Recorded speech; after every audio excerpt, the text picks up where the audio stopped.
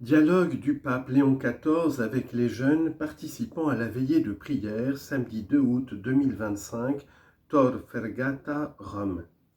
Question 1 sur l'amitié. Saint-Père, je m'appelle Dulce Maria, j'ai 23 ans et je viens du Mexique. Je m'adresse à vous en tant que porte-parole d'une réalité que vivent les jeunes dans de nombreuses régions du monde. Nous sommes les enfants de notre temps.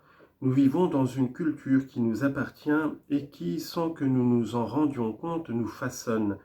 Elle est marquée par la technologie, en particulier dans le domaine des réseaux sociaux. Nous rêvons souvent d'avoir beaucoup d'amis et de créer des relations étroites, alors que nous faisons de plus en plus souvent l'expérience de différentes formes de solitude. Nous sommes proches et connectés à tant de personnes, et pourtant, ces relations ne sont pas véritables et durables, mais éphémères et souvent illusoires. Saint-Père, ma question est la suivante. Comment pouvons-nous trouver une amitié sincère et un amour authentique qui nous conduisent à la véritable espérance? Comment la foi peut-elle nous aider à construire notre avenir? Réponse du Saint-Père. Chers jeunes, les relations humaines, nos relations avec les autres, sont indispensables à chacun d'entre nous, à commencer par le fait que tous les hommes et toutes les femmes dans le monde naissent enfants de quelqu'un. Notre vie commence par un lien, et c'est par les liens que nous grandissons. Dans ce processus, la culture joue un rôle fondamental. C'est le rôle, c'est le code avec lequel nous nous comprenons nous-mêmes et interprétons le monde. Comme un dictionnaire, chaque culture contient à la fois des mots nobles et des mots vulgaires, des valeurs et des erreurs qu'il faut apprendre à reconnaître.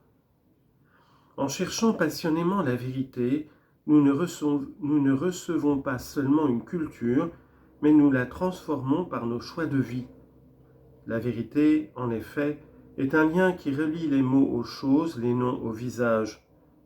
Le mensonge, en revanche, sépare ces aspects, générant confusion et malentendus. Aujourd'hui, parmi les nombreuses connexions culturelles qui caractérisent notre vie, Internet et les réseaux sociaux sont devenus une extraordinaire opportunité de dialogue, de rencontre et d'échange entre les personnes et donnent accès à l'information et à la connaissance. Cependant, ces instruments s'avèrent ambigus lorsqu'ils sont dominés par des logiques commerciales et des intérêts qui brisent nos relations en mille morceaux. À cet égard, le pape François rappelait que parfois, les mécanismes de la communication, de la publicité et des réseaux sociaux peuvent être utilisés pour faire de nous des êtres endormis, dépendants de la consommation. Nos relations deviennent alors confuses, anxieuses ou instables. De plus, comme vous le savez, il existe aujourd'hui des algorithmes qui nous disent ce que nous devons voir, ce que nous devons penser et qui devraient être nos amis. Nos relations deviennent alors confuses, parfois angoissantes, car l'homme qui se laisse dominer par l'instrument devient lui-même un instrument. Oui, un instrument du marché et à son tour une marchandise. Seules des relations sincères et des liens stables permettent à des histoires de vie heureuses de s'épanouir. Chers jeunes, toute personne désire naturellement cette vie bonne, comme les poumons aspirent à l'air. Mais combien il est difficile de la trouver, comme il est difficile de trouver une authentique amitié. Il y a plusieurs siècles, saint Augustin a saisi le désir profond de notre cœur, qui est celui de tout cœur humain, même sans connaître le développement technologique actuel d'aujourd'hui. Lui aussi a connu une jeunesse tumultueuse, mais il ne s'est pas contenté de cela. Il n'a pas réduit au silence le cri de son cœur. Augustin cherchait la vérité qui ne déçoit pas, la beauté qui ne passe pas.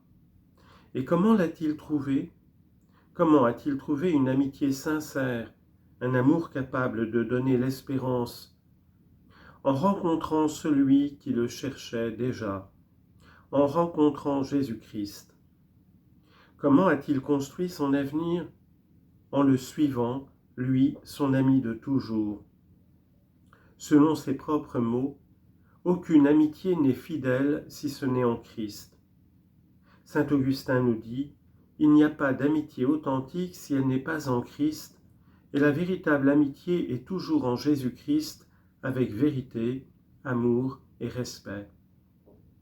Et ce n'est qu'en lui qu'elle peut être heureuse et éternelle. C'est d'aimer véritablement un ami que d'aimer Dieu en lui, nous dit Augustin. L'amitié avec le Christ, qui est à la base de la foi, n'est pas seulement une aide parmi tant d'autres pour construire l'avenir.